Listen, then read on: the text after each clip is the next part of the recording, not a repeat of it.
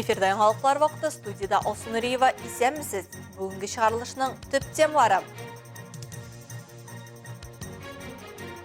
Ауруларға хизмет көрсету шартлары яхшыра. Әлбәттә, яңа кабул итү диагностика бүлеге ачылды. Для модернизации центральной районной больницы для нас ключевым параметром является, конечно, создание такого нового блока. Әлмәт төбәгендә тормыш итеп, үз гомерен китап язуга багышланган шәхесләр белән танышабыз. Адымнар гимназиясендә фәнни-гамәли конференция узды. Безнең өчен бик матур чара, хәзинә дип аталган чара. Безнең гимназия бездә икенче тапкыр уза. Безнең өчен бу бик зур дәрәҗә дип табылам. Ознакай янындагы Әгерҗи буасы бузында көч сынашалар. Район башлыгы кубогына картинг буенча кышкы ярышлар узды. Круто, классно!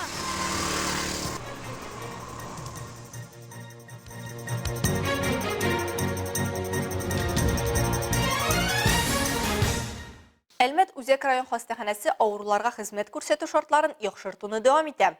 Бүген икеләтә билгеләнештәге инфекцион бокслар белән кабул итү диагностика бүлеге үз ишекләрен ачты. Бу төбәкнең медицина инфраструктурасын үстерүдә, шәһәр һәм аның тирәсендәге районнарда яшәүчеләргә сыйфатлы медицина ярдәме күрсәтүдә мөһим адым. Тантаналы ачуда Татарстан Республикасы рәисе Рөстәм Минниханов та катнашты. Что для модернизации центральной районной больницы для нас ключевым параметром является, конечно, создание такого нового блока. Район үзәк хастаханәсенең яңа корпусын төзү рәис Рөстәм Минниханов карары буенча Татарстан Республикасы Сәламәтлек саклау министрлыгының стационар ярдәмне камилләштерү программасы ярдәмендә мөмкин булды.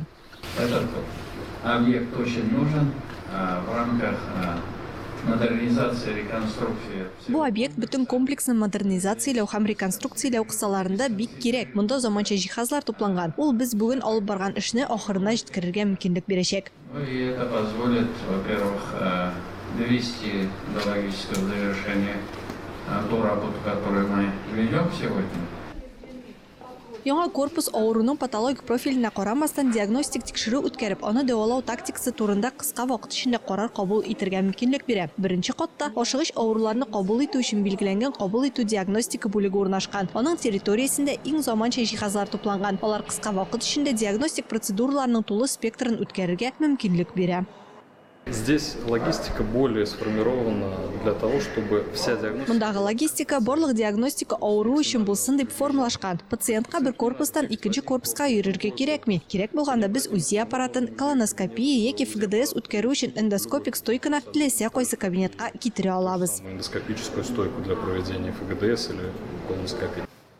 Икенче катта операция блогы урнашкан. Аның составында 3 зал, шул исәптән гибрид зал бар. Анда операция рентгенологик диагностик система кулланып үткәрелә. 3нче катта дәвалау физкультурасы һәм реабилитация залы белән көндезге стационар урнашкан. Ул медицина күзәтүе таләп итмәгән, әмма госпиталь шартларында медицина хезмәтләре күрсәтү кирәк булган авырулар очрагында дәвалау һәм диагностик чараларын тәүлек әйләнәсе гамәлгә ашыру өчен оештырылган. Пока проектировщики проектировали, строители строили, Проектлаучылар проект ясаган, төзүчеләр төзегән арада без белгечләр чакырдык һәм үз белгечләребезне укыттык. Хәзер бу корпуста һәр медицина җиһазында бу җиһазны белгән һәм аның белән эшли алган хезмәткәр бар. Бу бик мөһим. Бу корпусны ачып без хөрмәтле Әлмәт халкы, без сезгә теләсә кайсы профиль буенча медицина ярдәме күрсәтергә әзер дип горурланып әйтә алабыз. оказать вам медицинскую помощь здесь и сейчас по любому профилю.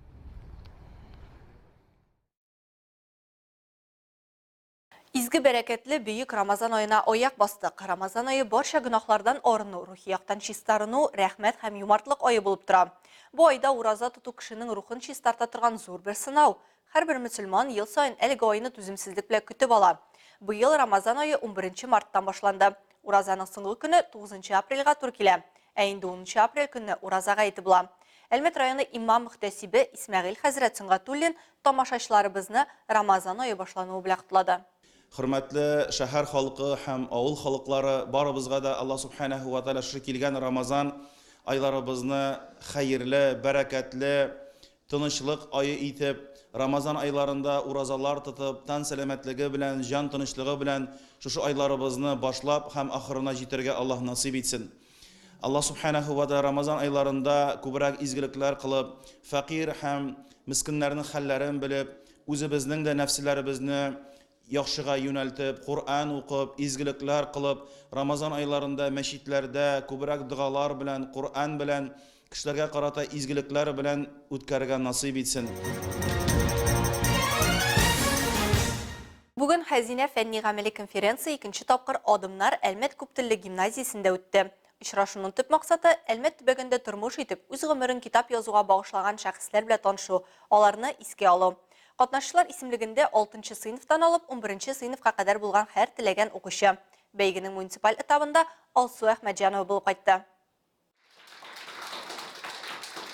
Очрашуны Адымнар Әлмәт күптелле гимназия директоры Иршат Яруллин ачып җибәрде. Аның әйтүенчә, Әлмәт шәһәре укучылары арасында мондый чаралар әле популярлашачак, географиясе дә зураячак. Безнең өчен бик матур чара, Хәзинә дип аталган чара. Безнең гимназия бездә 2нче тапкыр уза. Безнең өчен бу бик зур дәрәҗә дип табам. Исәннәрнең кадерен бел, үлгәннәрнең каберен бел дигән татар халкы. Арабыздан киткән язучыларны искә алу, хәзерге вакытта гомерләрен китап язуга багышлаган шәхесләр белән күрешү һәм яшь язучылар белән танышу бәйгенең төп максатлары. Кунаклар арасында сәламәтлеге чикләнгән яшь язучылар да бар иде. Араларында Лилия Заградинова, Екатерина Анечкина һәм Гөлнара Миранова. Аларны үз докладларында герой итеп алган укучылар да аз түгел. Чараның оештыручысы Елена Кириллова билгеләвенчә, бу кызлар кайчандыр аның укучылары булса, бүген исә алар Язучылар союзы вәкилләре. Мин рус теле һәм әдәбияты укытучысы. Дәресләрдә без гадәттә классик язучылар белән таныштырабыз. Ә бүген балалар исән язучылар белән танышып аралаша ала. Бу бик дәрәҗәле очрашу. Чакырылган кунаклар Әлмәт язучылар һәм журналистлар берлеге вәкилләре, яшь язучылар. Араларында Габдрахман Әбсәләмовның оныгы Альбина Әбсәләмова, Рөстәм Тухватуллин да катнашты.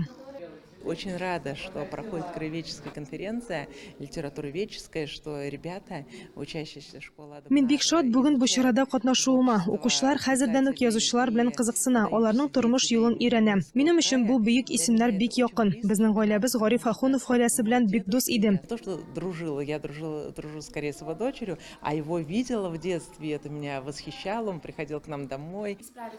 20дән артык катнашучы Әлмәтнең төрле мәктәпләреннән килгән. Укучыларның чыгышлары 3 телдә алып барылды. Әминә Зәкиҗанова язучы Саҗидә Сөләйманованың тормыш юлын өйрәнгән, аның иҗади эшләренә тирәнтен игътибар биргән.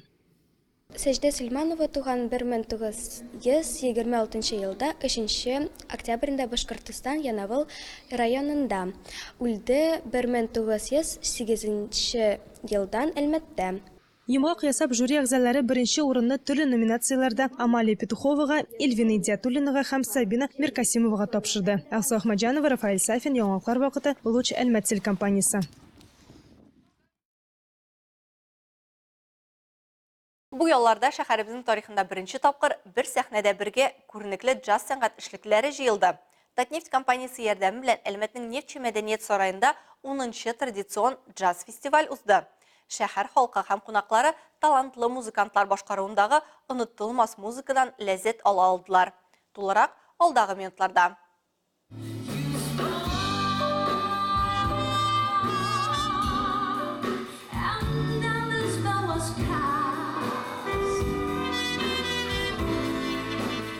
Мондай джаз очрашулары Әлмәт халкы өчен матур традициягә әверелде. Быел фестиваль инде 10нчы тапкыр үткәрелә.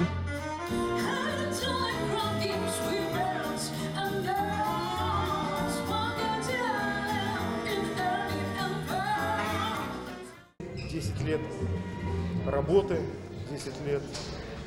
Без 10 ел эш бик җитди хезмәт башкардык. Бу эш карашлар да үзгәрде. Шуңа күрә бу безнең өчен бик мөһим.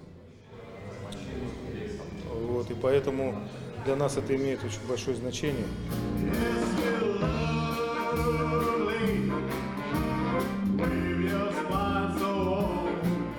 AJC Band Әлмәт джаз ансамбле да үзенең юбилеен билгеләп үтә. 10 ел элек ансамбльне нәкъ беренче джаз фестивальдә катнашу өчен оештырганнар. Бүген алар фестивальне бөтен дөньяда тыңлаучыларның йөрәкләрен яулаган музыкаль әсәрләр белән ачтылар. Музыкантлар һәм Әлмәт солисткасы Светлана Малюткина тамашачыларга уникаль музыка бүләк иттеләр.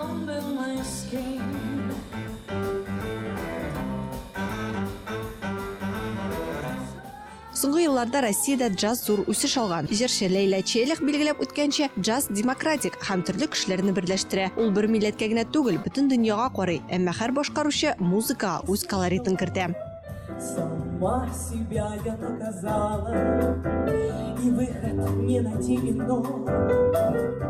Подальше от тебя сбежала, след не оставив за собой.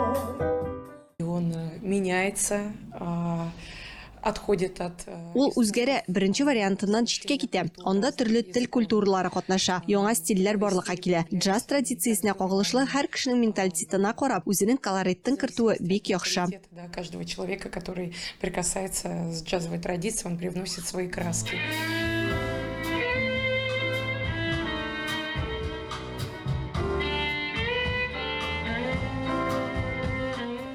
Нефтче мәдәният йорты сәхнәсендә Россия һәм дөнья джаз легендасы Давид Голощёкин да үзенең музыкаль әсәрләре белән тамашачыны шатландырды. Ул саксофон, скрипка, фортепиано, флюгельгорн, контрабас һәм вибрафонда бер тигез яхшы виртуоз уйнаучы кеше. Безнең илдә джаз музыкасы филармониясенә нигез салган мульти-инструменталист. Элек джаз белән мавыгу кабул ителмәгән. Шуңа аны үзләштерү бүгенге сыман җиңел булмаган дип билгеләп үтә ул. Кто учился в консерватории. Без укыганда консерваториядә укыган кеше джаз уйнарга җөрьәт итмәде. Әгәр студенттың джаз уйнавын белсәләр, аны консерваториядан куарга да мөмкиннәр иде. Шуңа күрә авыр булды. Шәһәрдә санаулы кешеләр, 3-4 кеше генә джаз уйнады. Играли джаз.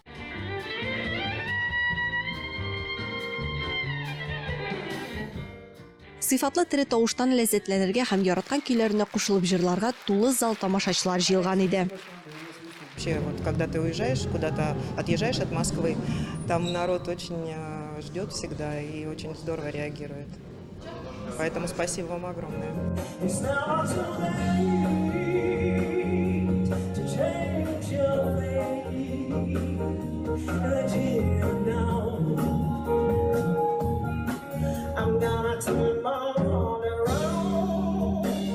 Великолепный концерт, великолепные артисты. Спасибо всем приглашенным, спасибо устроителям.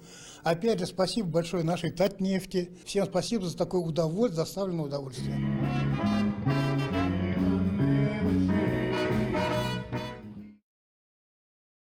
Қолабызда арт кунакхана проекты дәвам итә. Әлмәт картиналар галереясында узган чираттагы очрашу Гүзәл ханым һәм туташларга багышланган иде. Сүз Рәдифә Нугмановага.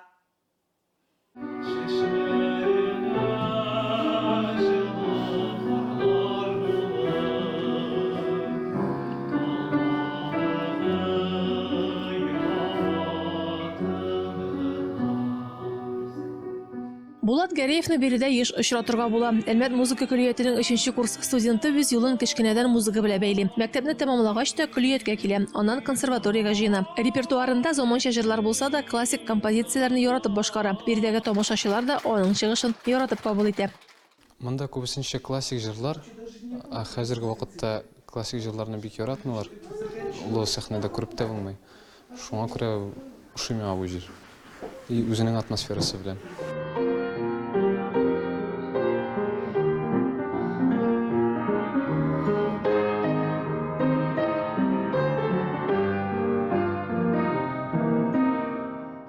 Сөмбел Хәсәнова көллиятнең 4нче курсында укый. Бирегә аны хыялы алып килгән. Актаныш районы кызы арт кунакханәдә беренче тапкыр чыгыш ясый. Тамашачыларга фортепианода кабаре композициясен тәкъдим итте.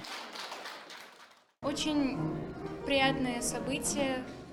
Бик күңелле чара. Музыка ярдәмендә кешеләргә җылылык һәм рәхәтлек кенә бүләк итәсе килә. Чакыручыларга бик зур рәхмәт. Только самые приятные ощущения. Спасибо организаторам за приглашение. Арт кунакханә проекты 2010 елда гамәлгә куела. Аны оештыручылары Әлмәт музыка көллияте һәм картиналар галереясе музыка һәм рәсем сәнгатен берләштерергә карар кыла. Шуннан башлап биредә уку елы дәвамында шәһәрнең музыка мәктәпләре укучылары һәм музыка көллияте студентлары чыгыш ясый. Это уже 14-й сезон, то есть это 14-й год, когда в нашем Альметьевске проходит вот этот творческий проект.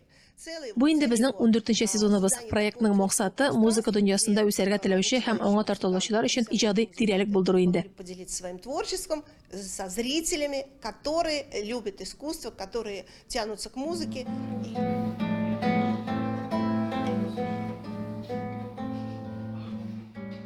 Очрашу вакытында дөнья күләм билгеле булган композиторларның әсәрләре яңгырады, милләттәшләребезнең җырларын башкардылар. Киләсе очрашу апрель аеның 1 пәнҗешәмбесе узачак. Очрашу урыны Әлмәт картиналар галереясы. Рәдифә Нугманова, Рафаэль Сафин, яңалыклар вакыты, Луч, Әлмәт телекомпаниясе.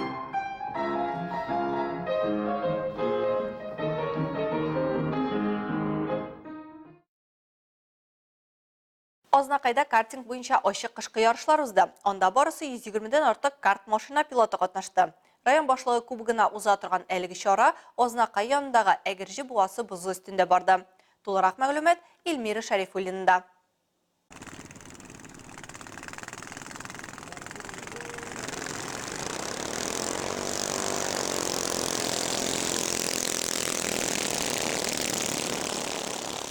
Ярышлар махсус әзерләнгән трассада уза.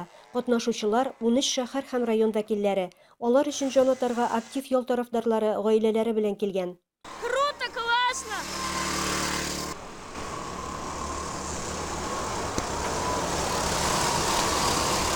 Узышларны ачу тантанасында район башкарма комитеты җитәкчесе Айдар Шәмсетдинов та катнашып, спортчыларга, аларны әзерләнгән тренерларга уңышлар теләде. Ознакайда картинг белән шәһәр балалар иҗаты үзәге каршында эшләп килүче түгәрәктә шөгыльләнәләр. 2 ел рәттән Татнефть компаниясе грантын оту бәхетенә ирештек, ди балалар иҗаты үзәге җитәкчесе Раушания Хасанова. Энергия добра для развития картинга. Энергия добра бәйгесендә катнашып 4 миллион сумнан артык грант оту бәхетенә ирештек. Грант акчасына матди техник базаны ныгыттык. Техник спортны үстерергә ярдәм иткәннәре өчен Татнефть җитәкчелегенә бик рәхмәтлебез. Огромная благодарность ПАО «Татнефть», что дает такую великолепную возможность участвовать в этом гранте. Әлеге ярышларда Ознакай районыннан 12 пилот катнашты. Спортчылар 9 категорияда узыштылар. Һәр категория буенча җиңүчеләр билгеләнде. Илмира Шәрифуллина, Рөстәм Әкбаров, яңалыклар вакыты, Луч, Әлмәт телекомпаниясе. Мындай форматтагы ярышлар катнашчыларда юлда йөрү мәдәниятенә өйрәтә диештүрүчеләр. Ә бу юл транспорт хәрәкәтләрен булдырмый калуга яхшы этәргеч булыр иде. Кичә 11 март көнне Әлмәт районы Рус Акташы авылы янында кытышкыч юл транспорт хәрәкәте булган. Toyota машинасы тулы тизлектә юл өстендә торган тагылмалы фурага очып кергән.